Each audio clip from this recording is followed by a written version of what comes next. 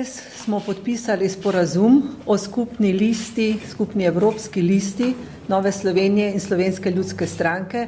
Lahko rečemo, da je to modra odločitev oziroma modro-zelena koalicija.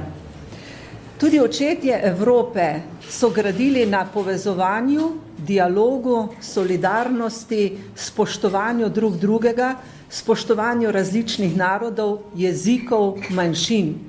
In tudi Nova Slovenija in Slovenska ljudska stranka smo se odločili, da bomo gradili na povezovanju, na sodelovanju, na dialogu, na novi politični kulturi, ki jo v Sloveniji tako zelo primanjkuje.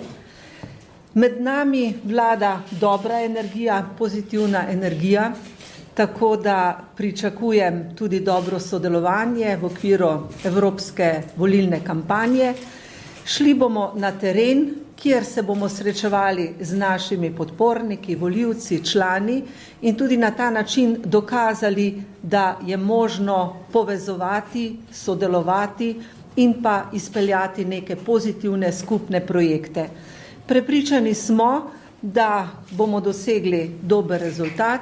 Združujejo nas podobne iste vrednote, vrednote krščanske demokracije, vrednote Evropske ljudske stranke.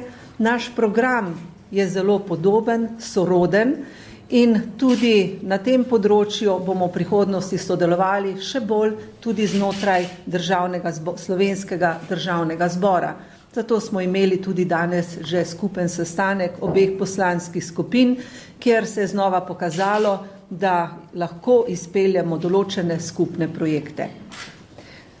Imamo tudi zelo dobrega nosilca Evropske liste. Nova Slovenija je bila že sedaj dvakrat zelo uspešna na evropskih volitvah in prepričana sem, da bomo tudi tokrat z prvim nosilcem, evropskim poslancem Lojzetom Peterletom zelo uspešni.